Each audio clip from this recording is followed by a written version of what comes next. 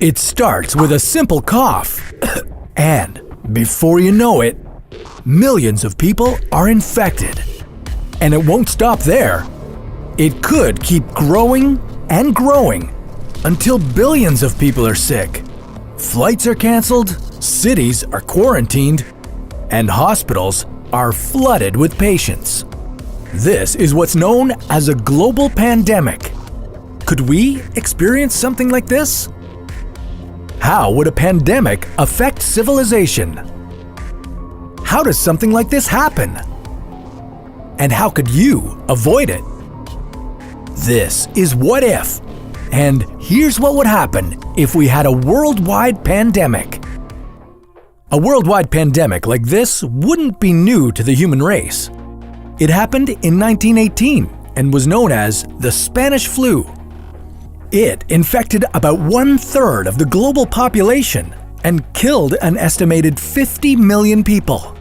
So, before we start completely freaking out about the end of the world, you can take a bit of comfort in knowing this most likely doesn't mean the end of civilization. But that doesn't mean there won't be consequences. Before we get to what might happen, how does a pandemic start anyway? Well, widely spread epidemics in the past, like the Spanish flu, as well as SARS in 2003, began with a strain of influenza, or the flu. Now, there are two main types of influenza. Type A, which typically comes from animals, including birds, cats, pigs, and horses, and Type B viruses, which are only common among humans. The symptoms of a virus like this are things we've all experienced: runny nose, fever, headache, and just general cold symptoms. But in other cases, influenza can also result in respiratory issues, kidney failure, or even death. But keep in mind, those aren't guaranteed to happen. A disease like this could infect over 2.5 billion people. Why so many? Well, the main thing about these influenza strains is that they can be carried through the air. If someone has it and breathes in your direction, you could breathe in microscopic water droplets carrying the virus. Or if you touch a surface that has the virus on it and then touch your face, you could also catch the disease. You might not even feel the symptoms of influenza right away. It could take a few hours or even up to 2 weeks. This means you could be interacting with people as usual and unknowingly be infecting them. And today, the world is a lot different than it was during 1918's Spanish flu. In addition to the world's population being much higher, we also live very differently. Cities are more dense, with places like Mumbai having over 76,000 people per square mile. With people living closer together, it means we can infect each other more easily. Not only that, but we travel the world with ease now.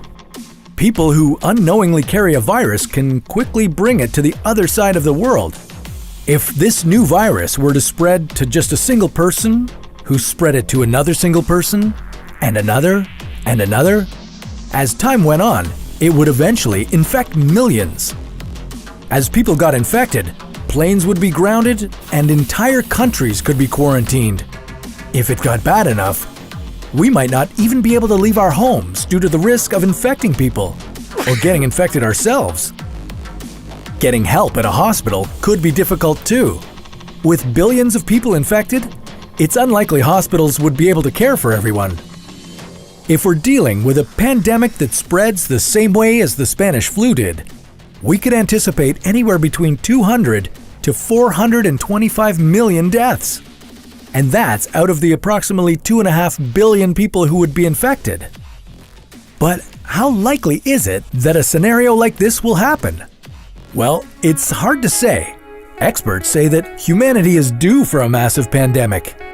It happened 100 years ago with the Spanish flu, and before that, with the bubonic plague in 1347. Unfortunately, pandemics like these are just a reality of human civilization. But that doesn't mean a pandemic today would be as bad as the Spanish flu. Although the disease might spread more efficiently than ever before, it also might be easier than ever to cure it.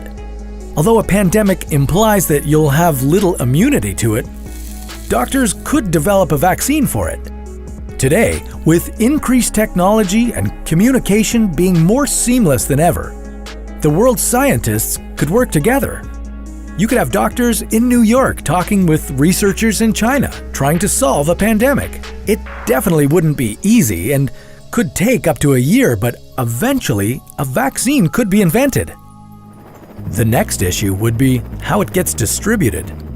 If countries aren't willing to work together and distribute the vaccines fairly, it could cause some serious conflict. But assuming they all do work together, it could eventually stop the pandemic. Hopefully, something like this won't happen in the first place. After all, we're now better at monitoring animals and their diseases than ever before. And by knowing the consequences of a real pandemic, hopefully we can stop the spread of infections before they go any further. So, how can you avoid something like this? Well, according to health experts, the rules are pretty simple. Similar to avoiding the common cold, you should wash your hands a lot and keep away from people coughing and sneezing. And if you're feeling sick, you should definitely see a doctor right away. Also, would you please cough or sneeze into a tissue or an elbow? So, although everybody doesn't have to die in this scenario, it would have a severe impact on people. And if the world isn't willing to work and cooperate together, the realities of a new pandemic could be pretty grim. Want to know something that isn't so grim? How about traveling to Mars? Well, we'll leave that story for another What If.